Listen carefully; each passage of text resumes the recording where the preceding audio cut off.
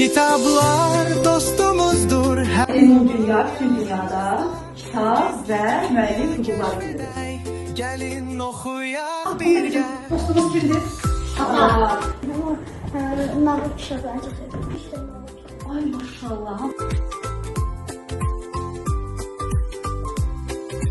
Bir səhifə açanda başlar yeni macera.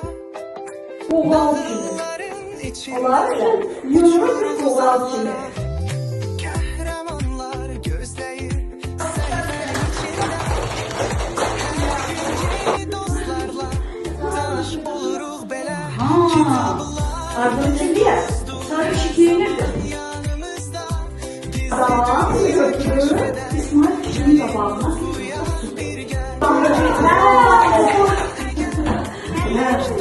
Məqsəd var orada, nə məqsəd var? Xeyirxahlı. Sən mənim ən ağıllı balamsan.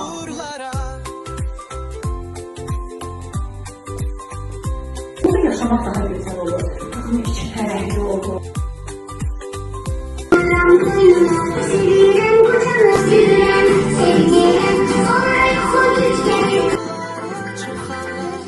hayal gücün sevgi. Kitaplar dostumuzdur her zaman yanımızda. Salma düşsə, kimə verərsən olur? Gəlin oxuyaq birgə. Kitab Sağ ol, nə yaxşı ki varsa, nə yaxşı ki səni yazıblar.